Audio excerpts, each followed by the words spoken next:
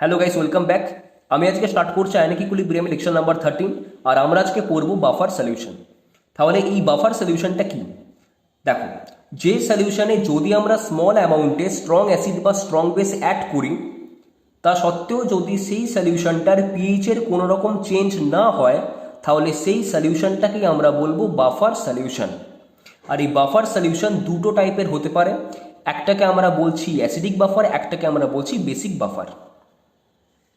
Acidic বাফারকে আমরা তিনটে ওয়েতে প্রিপেয়ার করতে পারি। অ্যাসিডিক বাফারকে আমরা তিনটে ওয়েতে প্রিপেয়ার করতে পারি। ফার্স্ট পয়েন্ট দেখো, যদি উইক অ্যাসিডের সাথে সল্ট অফ উইক অ্যাসিড আর স্ট্রং বেসকে যদি মিক্সিং করানো হয়, তাহলে আমরা অ্যাসিডিক বাফার পেয়ে যাই। তাহলে উইক অ্যাসিড আর স্ট্রং বেসের সল্টের সাথে যদি আমরা উইক অ্যাসিডকে মিক্সিং করে দেওয়া হয়, তাহলে কিন্তু আমরা অ্যাসিডিক বাফার পেয়ে যাই। তাহলে একটা এক্সাম্পল হচ্ছে কি, অ্যাসিডিক অ্যাসিড আর সোডিয়াম অ্যাসিটেট। তাহলে এই বাফার সলিউশনের মধ্যে যদি আমরা স্ট্রং অ্যাসিড অথবা যদি স্ট্রং বেস অ্যাড করে দিই, তাহলে কি হবে? তাহলে CH3COO- যেটা আসছে ফ্রম সল্ট, সেটা অ্যাসিডের সাথে রিয়াকশন করে গিয়ে ফরমেশন করবে অ্যাসিডিক অ্যাসিড, আর অ্যাসিডিক অ্যাসিডটা বেসের সাথে রিয়াকশন করে গিয়ে ফরমেশন করবে অ্যাসিটেট আয়ন আর ওয়াটার। তাহলে যদি আমরা এই বাফার সলিউশনের মধ্যে স্ট্রং অ্যাসিড বা স্ট্রং বেস অ্যাড করে দিই, তাহলে সল্ট অ্যাসিডের এফেক্টকে কমিয়ে দেয় আর অ্যাসিড বেসের এফেক্টকে কমিয়ে দেয়। ওই কারণে কিন্তু ওভারঅল সলিউশনের পিএইচের কোনো রকম চেঞ্জ হয় না। আর অ্যাসিড কিন্তু কোনোদিনই অ্যাসিডের এফেক্টকে কমাতে পারবে না, কারণ অ্যাসিডের সাথে কিন্তু অ্যাসিড রিয়াকশন করে না।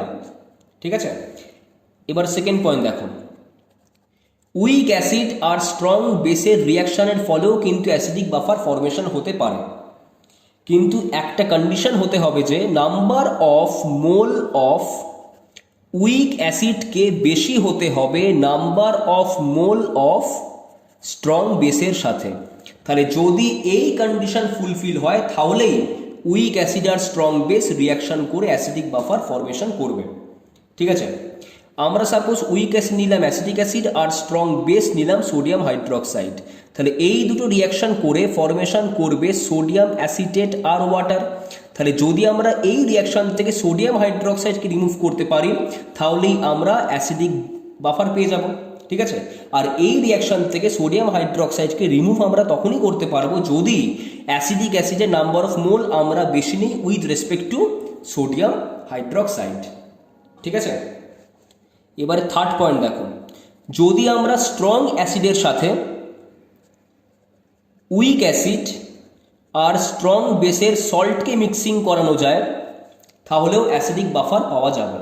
ঠিক আছে, এক্ষেত্রেও একটা কন্ডিশন হচ্ছে number of mole of salt বেশি হতে হবে with respect two number of mole of strong acid.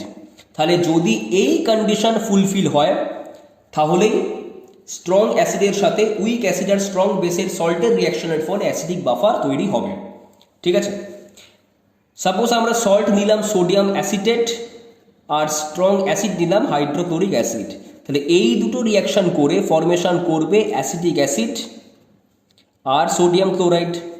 তাহলে এই রিয়াকশন থেকে যদি আমরা হাইড্রোক্লোরিক অ্যাসিডকে রিমুভ করতে পারি, তাহলেই আমরা অ্যাসিডিক বাফার পেয়ে যাব। আর এই সলিউশন থেকে হাইড্রোক্লোরিক অ্যাসিডকে রিমুভ করা তখনই যাবে যদি number of mole of sodium acetate বেশি হয় with respect two number of mole of hydrochloric acid. ঠিক আছে, তাহলেই হবে। বেসিক বাফারকেও আমরা তিনটে ওয়েতে প্রিপেয়ার করতে পারি। ফার্স্ট পয়েন্ট দেখো, যদি উইক বেসের সাথে সল্ট অফ উইক বেস আর স্ট্রং অ্যাসিডের সল্টকে যদি আমরা মিক্সিং করানো যায়, তাহলে কিন্তু বেসিক বাফার ফরমেশন হয়ে যায়।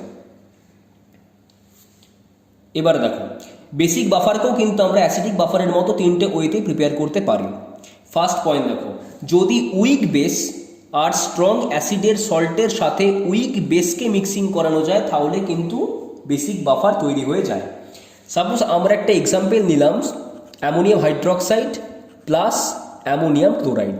তাহলে এই বাফার সলিউশনের মধ্যে যদি আমরা স্ট্রং অ্যাসিড বা যদি স্ট্রং বেস অ্যাড করে দিই, তাহলে অ্যামোনিয়াম হাইড্রোক্সাইড অ্যাসিডের সাথে রিয়াকশন করে ফরমেশন করে NH4+ আর ওয়াটার। আর NH4+ যেটা আসছে ফ্রম সল্ট, সেটা বেসের সাথে রিয়াকশন করে গিয়ে ফরমেশন করে অ্যামোনিয়াম হাইড্রোক্সাইড। ঠিক আছে, তাহলে যদি বাফার সলিউশনের মধ্যে স্ট্রং অ্যাসিড বা স্ট্রং বেস অ্যাড করে দেওয়া হয়, তাহলে বেস অ্যাসিডের এফেক্টকে কমিয়ে দেয় আর সল্ট বেসের এফেক্টকে কমিয়ে দেয়। ওই কারণে কিন্তু ওভারঅল সলিউশনের পিএইচের কোনো রকম চেঞ্জ হয় না। ঠিক আছে, আরেকটা কথা হচ্ছে, বেস কিন্তু কোনোদিনই বেসের এফেক্টকে কমাতে পারে না, কারণ বেসের সাথে কিন্তু বেস রিয়াকশন করে না। হলো সেকেন্ড পয়েন্ট। দেখো, উইক বেস আর স্ট্রং অ্যাসিডের রিয়াকশনের ফলেও কিন্তু বেসিক বাফার তৈরি হতে পারে, কিন্তু একটা কন্ডিশন ফুলফিল হতে হবে। সেই কন্ডিশনটা হচ্ছে number of mole of weak base বেশি হতে হবে with respect two number of mole of strong acid.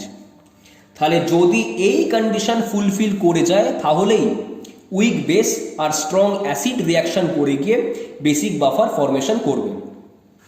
Suppose আমরা এখানে উইক বেস নিলাম অ্যামোনিয়াম হাইড্রোক্সাইড আর স্ট্রং অ্যাসিড নিলাম হাইড্রোক্লোরিক অ্যাসিড, তাহলে এই দুটো রিয়াকশন করে গিয়ে ফরমেশন করবে অ্যামোনিয়াম ক্লোরাইড আর ওয়াটার। তাহলে যদি আমরা এই রিয়াকশন থেকে হাইড্রোক্লোরিক অ্যাসিডকে সরাতে পারি, তাহলে রিয়াকশন মিক্সচারে অ্যামোনিয়াম হাইড্রোক্সাইড আর অ্যামোনিয়াম ক্লোরাইড থাকবে, যেটা একটা বেসিক বাফার। তাই হাইড্রোক্লোরিক অ্যাসিড সরানোর জন্য উইক বেসের নাম্বার অফ মোলকে বেশি নিতে হয় স্ট্রং অ্যাসিডের নাম্বার অফ মোলের থেকে। ঠিক আছে, থার্ড পয়েন্ট দেখো, যদি আমরা স্ট্রং বেসের সাথে সল্ট অফ উইক বেস আর স্ট্রং অ্যাসিডকে মিক্সিং করানো যায়, তাহলেও কিন্তু আমরা বেসিক বাফার পেয়ে যাই। ঠিক আছে, তাহলে যদি আমরা উইক বেস আর স্ট্রং অ্যাসিডের সল্টের সাথে যদি আমরা স্ট্রং বেসের রিয়াকশন করাই, তাহলেও কিন্তু আমরা বেসিক বাফার পেতে পারি। কিন্তু এক্ষেত্রেও একটা কন্ডিশন ফুলফিল হতে হবে।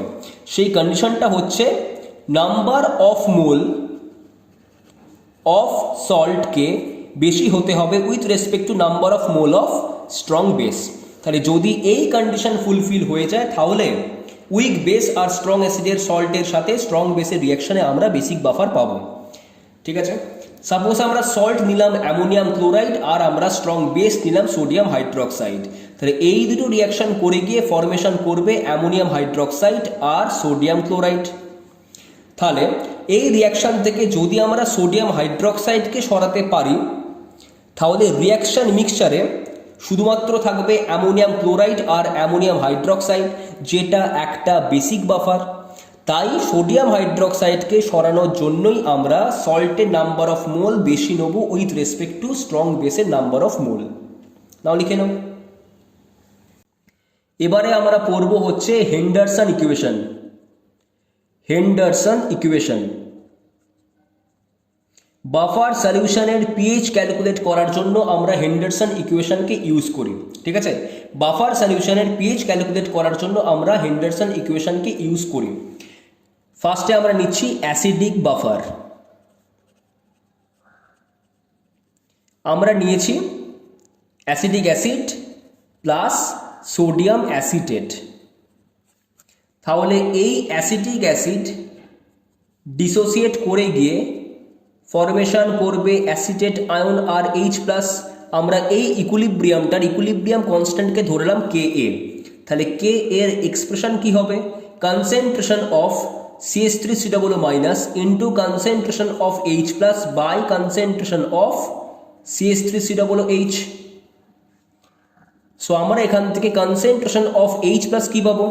Ka into concentration of acetic acid by concentration of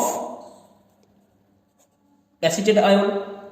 এবার আমরা এখান থেকে এটা লিখতে পারি নিশ্চয়ই। So Ka into concentration of acid by concentration of salt. এবার কথা হচ্ছে যে CH3COO মাইনাসটাকে আমি সল্ট কেন লিখলাম, কারণ দেখো অ্যাসিডিক অ্যাসিডের কনজুগেট বেস কোনটা, CH3COO মাইনাস। আবার সোডিয়াম অ্যাসিডেটও ডিসোসিয়েট করে গিয়ে CH3COO মাইনাস আয়ন ফর্মেশন করে, তার মানে অ্যাসিডের কনজুগেট বেসটাই হলো সল্টের পার্ট। ওই কারণে আমি CH3COO মাইনাসটাকে সল্ট লিখেছি। ঠিক আছে, we know that pH equal two minus log concentration of H plus, so minus log Ka into concentration of acid by concentration of salt. So আমরা pH পাবো minus log Ka plus log concentration of acid by concentration of salt. So minus log Ka minus log concentration of acid by concentration of salt. আবার minus log Ka মানেই তো pKa, so pH equal to pKa minus log concentration of acid by concentration of salt. So আমরা এখান থেকে pH পাবো pKa, যদি আমরা সল্টটাকে উপরে নিয়ে যাই আর যদি অ্যাসিডটাকে আমরা নিচে নামিয়ে দিই তাহলে এই মাইনাসটা প্লাসে কনভার্ট হয়ে যাবে। So pH equal to pKa plus log concentration of salt by concentration of acid. এই হচ্ছে Henderson equation for acidic buffer. নাও লিখে নাও এটা। এবারে আমরা পড়ব হচ্ছে Henderson equation for basic buffer. So basic বাফারের ক্ষেত্রে হেন্ডারসন ইকুয়েশন কি হবে, আমরা এখানে বেসিক বাফার নিলাম অ্যামোনিয়াম হাইড্রক্সাইড আর অ্যামোনিয়াম ক্লোরাইডের মিক্সচার। ঠিক আছে, তাহলে এই অ্যামোনিয়াম হাইড্রক্সাইড ডিসোসিয়েট করে গিয়ে ফরমেশন করে NH4+ আর OH- আয়ন। আমরা এই ইকুইলিব্রিয়াম কনস্ট্যান্টকে ধরলাম KB, তাহলে KBর এক্সপ্রেশন হবে concentration of NH4+ into concentration of OH- by concentration of ammonium hydroxide. So আমরা এখান থেকে concentration of OH- পাবো KB into concentration of ammonium hydroxide by concentration of NH4+. So আমরা এটাকে লিখতে পারি concentration of OH- equal to KB into concentration of base by concentration of salt. কারণ sodium হাইড্রক্সাইডের conjugate acid কোনটা, NH4+। আবার ammonium chloride dissociate করে গিয়েও NH4+ ion formation করে, তাহলে বেসের কনজুগেট অ্যাসিডটাই কি সল্টের পার্ট। ওই কারণে আমি NH4+কে এখানে সল্ট লিখে দিয়েছি। ঠিক আছে, we know that POH equal two minus log concentration of OH-, so POH equal to minus log KB into concentration of base by concentration of salt. so আমরা POH পাবো minus log KB plus log concentration of base by concentration of salt। ঠিক আছে, so minus log KB minus log concentration of base by concentration of salt। আবার minus log KB মানেই তো pKb, so pKb minus log concentration of base by concentration of salt। so আমরা pH পাবো pKb যদি আমরা বেসটাকে নিচে নিয়ে যাই আর সল্টটাকে যদি আমরা উপরে নিয়ে যাই তাহলে এই মাইনাস সিম্বলটা প্লাসে কনভার্ট হয়ে যাবে। So POH equal to PKB plus log concentration of salt by concentration of base. এটাই হচ্ছে Henderson equation for basic buffer. এবারে আমরা পড়ব salt buffer. Salt of weak acid and weak base acts as a buffer. Weak acid আর weak বেসের সল্টই কিন্তু buffer হিসেবে কাজ করে। আমরা একটা এক্সাম্পল নিলাম অ্যামোনিয়াম অ্যাসিটেট, ঠিক আছে? তাহলে এতে যদি আমরা স্ট্রং অ্যাসিড কিংবা যদি স্ট্রং বেস অ্যাড করে দিই, তাহলে CH3COO মাইনাস অ্যাসিডের সাথে রিয়াকশান করে ফরমেশন করবে অ্যাসিটিক অ্যাসিড, আর NH4 প্লাস বেসের সাথে রিয়াকশান করে গিয়ে ফরমেশন করবে অ্যামোনিয়াম হাইড্রোক্সাইড, ঠিক আছে? তাহলে যদি আমরা এই সল্ট বাফারের মধ্যে স্ট্রং অ্যাসিড কিংবা যদি স্ট্রং বেস অ্যাড করি, তাহলে সল্টের অ্যানায়ন পার্ট অ্যাসিডের এফেক্টকে কমিয়ে দেয়, আর সল্টের ক্যাটায়ন পার্ট বেসের এফেক্টকে কমিয়ে দেয়।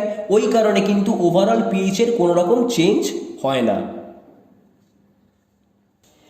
এবারে আমরা পড়ব বাফার রেঞ্জ, যে একটা বাফার কখন বেশি এফেক্টিভ হবে। যখন সল্টের কনসেন্ট্রেশন আর যখন অ্যাসিডের কনসেন্ট্রেশন ভ্যারি করবে 1/10 থেকে 10 পর্যন্ত, তখনই একটা বাফার সব থেকে বেশি এফেক্টিভ হবে, ঠিক আছে? সিমিলারলি যখন সল্টের কনসেন্ট্রেশন আর যখন বেসের কনসেন্ট্রেশন যখন 1/10 থেকে 10 পর্যন্ত ভ্যারি করবে, তখনই একটা বাফার সব থেকে বেশি এফেক্টিভ হবে। We know that pH equal to pKa plus log concentration of salt by concentration of acid। এবার যদি আমরা S/A এর জায়গায় যদি 1/10 পুট করি, তাহলে আমরা কি পাবো? pH equal to pKa plus log 1/10। So আমরা এখান থেকে পাবো pKa minus log 10। So pH হবে pKa minus 1। আর যদি আমরা S/A এর জায়গায় 10 বসাই, তাহলে সেক্ষেত্রে আমরা পাবো pH equal to pKa plus log 10। So আমরা পাবো pKa plus 1। তাহলে pH এর রেঞ্জ কত হবে? pKa minus 1 থেকে pKa plus 1। তাহলে সিমিলারলি বেসের ক্ষেত্রে কি হবে? POH এর রেঞ্জ হবে pKb minus 1 থেকে pKb plus 1। আর একটা বাফারের অ্যাকশন তখনই ম্যাক্সিমাম হবে যখন pH ইকুয়াল টু pKa হবে। এই কন্ডিশনে একটা বাফারের অ্যাক্টিভিটি সব থেকে ম্যাক্সিমাম হবে। এবারে আমরা পড়ব বাফার ক্যাপাসিটি, যেটাকে ডিনোট করা হয় ফাই সিম্বল দিয়ে। ফাই হচ্ছে number of moles of H plus or OH minus ion added per liter of the solution by change in pH। তাহলে আমরা পার লিটার সলিউশনে কত মোল H প্লাস অথবা OH মাইনাস আয়ন অ্যাড করছি, এটাকে যদি আমরা ডিভাইড করে দিই সেই সলিউশনটা পিএইচ এর চেঞ্জ দিয়ে, তাহলেই আমরা বাফার ক্যাপাসিটি পেয়ে যাব, ঠিক আছে? তাহলে ফাই এর তাহলে ফর্মুলাটা কি হবে? Number of moles added per litre of the solution. তার মানে কি? N/V by delta pH. Delta মানে কি? চেঞ্জ, ঠিক আছে? আবার এই N/V মানেই কি? Concentration. So concentration by change in pH, এটাই হচ্ছে বাফার ক্যাপাসিটির ফর্মুলা। এবারে আমরা পড়ব হচ্ছে কখন সল্ট হাইড্রোলিসিসের ফর্মুলা অ্যাপ্লিকেবল আর কখন হেন্ডারসন ইকুয়েশন হচ্ছে অ্যাপ্লিকেবল, ঠিক আছে? সাপোজ ধরো আমরা একটা উইক অ্যাসিড নিলাম হচ্ছে অ্যাসিডিক অ্যাসিড, আর একটা আমরা স্ট্রং বেস নিলাম সোডিয়াম হাইড্রোক্সাইড। তাহলে এই দুটো রিয়াকশন করে কি ফর্মেশন করবে? সোডিয়াম অ্যাসিটেট আর ওয়াটার। তাহলে এখানে সোডিয়াম অ্যাসিটেট কি? Salt of weak acid and strong base, ঠিক আছে? এবার এর আন্ডারে লেখো কেস নাম্বার 1। যদি number of mole of weak acid equal হয় number of mole of strong বেসের, তাহলে সেক্ষেত্রে সল্ট হাইড্রোলিসিসের ফর্মুলা হচ্ছে ভ্যালিড। এবারে লেখো কেস নাম্বার 2, যদি number of mole of weak acid বেশি হয় number of mole of strong বেসের, তাহলে সেক্ষেত্রে হেন্ডারসন ইকুয়েশন হচ্ছে ভ্যালিড।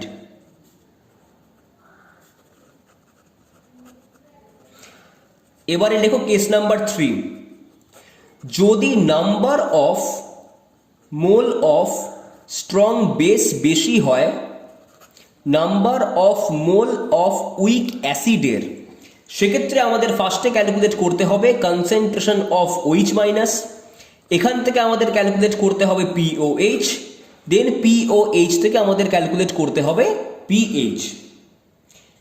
আর একটা ইম্পর্টেন্ট পয়েন্ট হচ্ছে ফর কেস নাম্বার 3, যে আমরা কিন্তু সল্টের পিএইচকে নেগলেক্ট করি। কেন? কারণ এখানে সোডিয়াম অ্যাসিটেট কি salt of weak acid and strong base, so pH কোনোদিনই 7 কম আসবে না, পিএইচ অলওয়েজ 7 বেশি আসবে। But in case of strong base কি হয়, পিএইচটা হয় 12 বা 12 থেকে বেশি হয়, সো স্ট্রং বেসের পিএইচের রেসপেক্টে আমরা সল্টের পিএইচকে নেগলেক্ট করি। ঠিক আছে, নাও লিখে নাও এটা।